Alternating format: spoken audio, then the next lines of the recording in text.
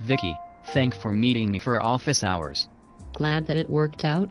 I always wondered what the teacher's lounge looked like. It is new, but it already feels like home. Nice.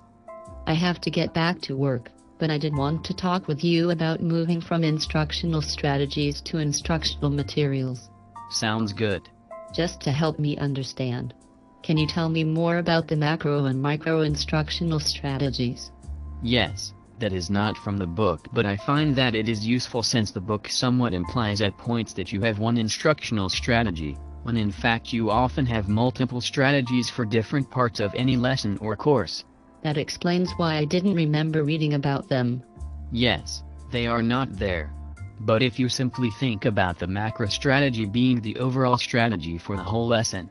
For example, generally you may want to use Gaines 9 events. But then for specific groups or clusters of objectives you may want to use other strategies that work better for those objectives. For example, you might want to use a simulation as part of the instruction, but not for all of it. Thus we can use micro-strategies for clusters, and bundle those together within an overall macro strategy.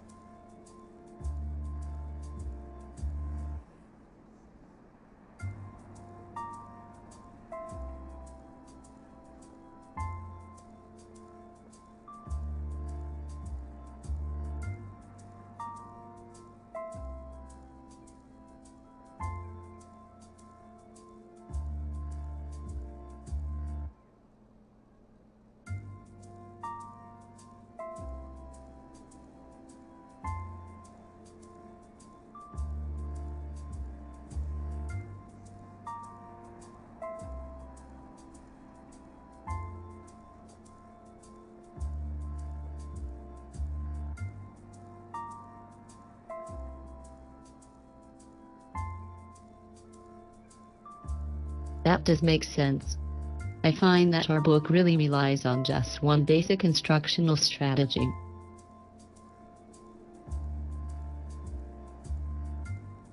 You are correct. And I agree with their approach to the book given how much is already in there. There are whole books on just instructional strategies, and some design books never really get beyond this one topic.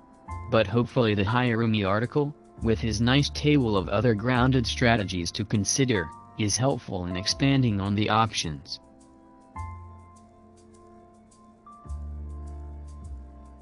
Most definitely. Between the book and the article I have a pretty good idea of what to include. Great. And now that you have a strategy you can start to create the instructional materials. For the class we will focus on two primary documents. The first is the instructor's guide. This should be a comprehensive step-by-step guide for instructors who are delivering the instruction. Think of this as being a product that you could hand to most anyone and they would be able to deliver the instruction as you intended. From presenting content to assessing learner performance, the guide should tell the instructor exactly what to do and when.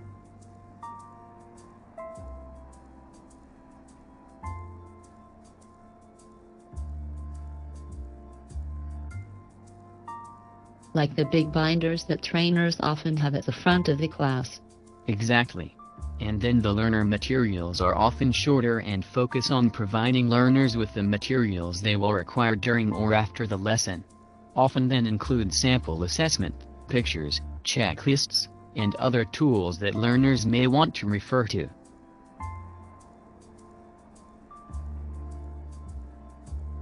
Are there any templates we should use to develop these? No. Some instructional design firms have set templates, and the military uses templates. But there are no industry standards. Which is nice in that you can customize the products to your topic and organization.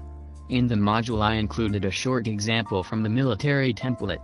It can be helpful, but many designers have other layouts that they prefer.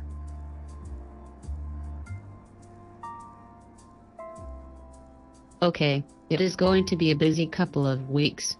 It is. As you develop the materials, you will want to get feedback.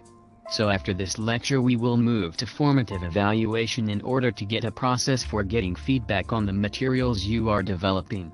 The calendar is rather compressed, so we will just scratch the surface with formative evaluation, but the more feedback you can get on the materials the better.